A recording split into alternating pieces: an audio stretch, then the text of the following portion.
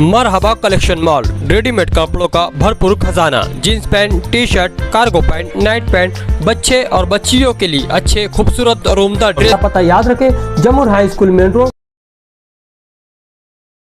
जिला नासिक के चांदौड़ के करीब आज एक मुसाफिर बस में अचानक आग भड़क उठी, जिससे इलाके में सनसनी फैल गई।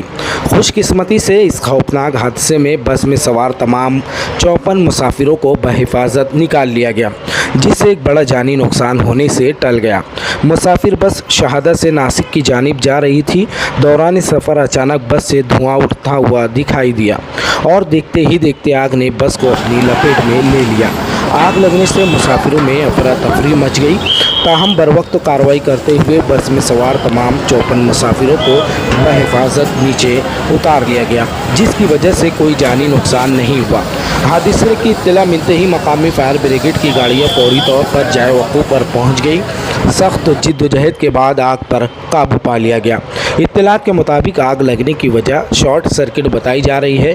ताहम पुलिस और महकमा फायर ब्रिगेड की जानिब से मामले की मज़ीद तहकीकात की जा रही है।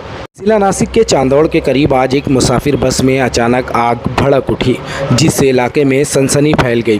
खुशकिस्मती से इस खौफनाक हादसे में बस में सवार तमाम 54 मुसाफिरों को बहिफाजत निकाल लिया गया, जिससे एक बड़ा जानी नुकसान होने से टल गया।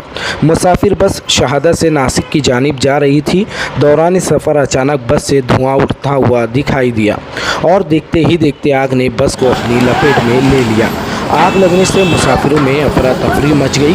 ताहम बरवक्त कार्रवाई करते हुए बस में सवार तमाम 54 मुसाफिरों को बहिफाजत नीचे उतार लिया गया, जिसकी वजह से कोई जानी नुकसान नहीं हुआ। हादसे की इत्तला मिलते ही मकामी फायर ब्रिगेड की गाड़ियां फौरी तौर पर जाए वक़ूफ़ पर पहुंच गई। सख्त जिद्दोजहद के बाद आग पर काबू पा लिया गया। इत्तलात के मुताबिक आग लगने की वजह शॉर्ट सर्किट बताई जा रही है। ताहम पुलिस और महकमा फायर ब्रिगेड की जानिब से मामले की मज़ीद तहकीकात की जा रही है।